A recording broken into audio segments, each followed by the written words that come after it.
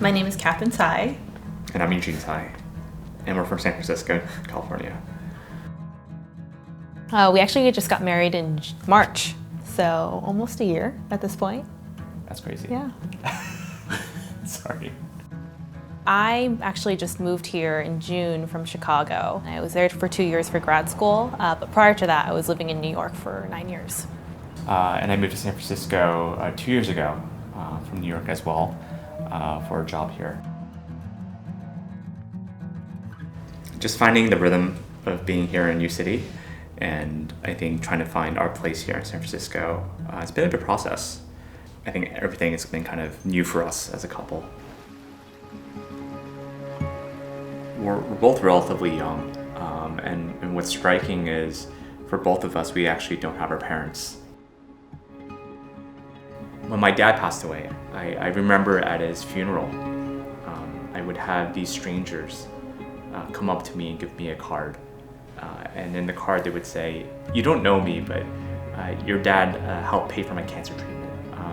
How you don't know me, but when me and my wife didn't have much money during grad school, your parents loaned us money but never asked for it back." Their faith and their giving was something that I actually discovered after they passed away. When I lost my father a few years ago, I was really lucky to be surrounded by an amazing support network.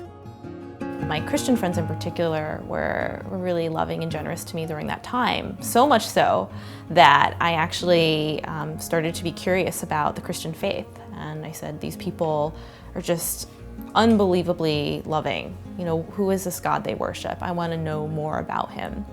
And I think it was their generosity that really pointed to the love of Christ for me. I didn't know it at the time, but that really made me want to dig a little deeper into the reason for why they were the way they were. A few months before I met Eugene, I went on my first journey of generosity with a girlfriend of mine named April. It was actually her bachelorette weekend in Atlantic City, but instead of a traditional bachelorette, she decided to turn it into a jog. That weekend completely transformed the way I looked at money. But I also knew that money is a really important topic in marriage. If this was something that I wanted to center my life around, I couldn't do it alone. I would say also in the social circles we ran in, I think a lot of people came out of college making six figures, and it was so easy to just spend mindlessly. Yeah. And like getting out of that muscle or getting out of that habit after building that muscle over so many years is not super easy to do. So it's hard to avoid. You kind of almost have to grapple with it. And I think Kathy was kind of a catalyst behind that.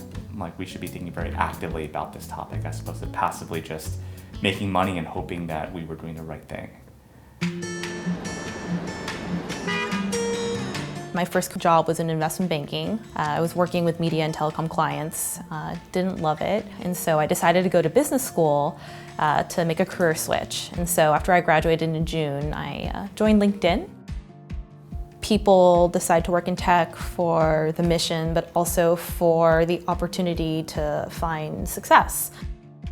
I work at Square, which is a payment processing and payments business.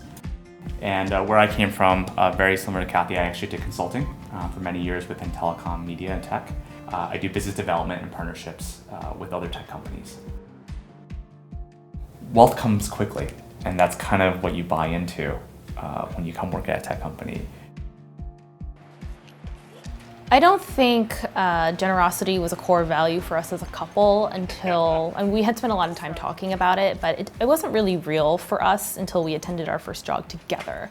And you know, Eugene made a really big decision around his equity, and then at the time we were planning our wedding, and so we also decided not to have a traditional registry.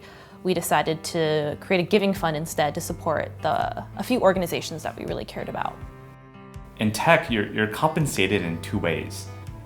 You're compensated with your base salary, and then you're compensated with equity. But equity is not given or provided to you all in one shot. It's dispersed over 4 years. After every quarter, you get an allotment of what you are earning. But what ends up happening is you feel like you're just chasing this equity. So what me and Kathy have done is at the end of the quarter, the stocks get released. We immediately take 50% of the stock units, and we transfer it to a giving fund through NCF. We try to do it pretty quickly. I think we don't ever want to have a false sense that, oh, that equity is actually ours. And so we try to be quick about it. When we made that commitment to give away like half our equity, the stock price was low. It was single digit. And I think in the moment, it just felt like, well, this is actually not that much capital. So, giving away 50% didn't seem like such a big thing. But in the year and a half since we made that commitment, the stock price has actually increased 3x. This year is like a total, I think, answer from God. If you commit this, I will see it through. We really have to watch our budget. Yeah. As I said, we're natural spenders. We can't just go through the month without looking at our budget regularly and achieving our goals around giving.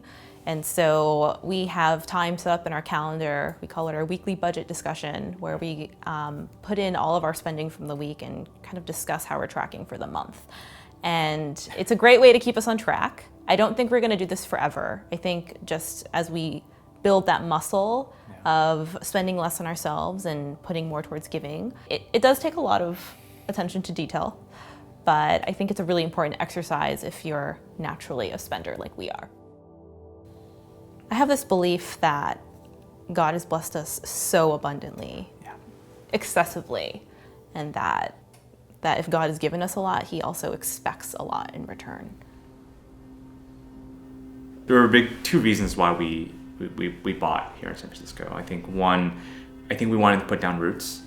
I think putting down roots is a sign that you're looking to not only invest, in a city, but hopefully you're investing in building a community here.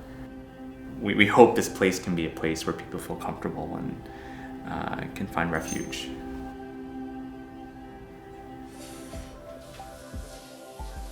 Hospitality is really important to us. We are super passionate about cooking. We pretty much cook every single night. We also love wine, and so we love to share that with our community as well. What's a gift that people can give? And I think one gift that we've recognized over the years, people have a knack of making people feel known. This idea of like, I'm being recognized by you. And I think our dinner table and our home hopefully is an avenue for that you feel heard.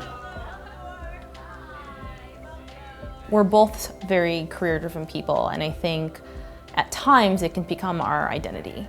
It's almost become a form of spiritual discipline for us to really put our trust in God.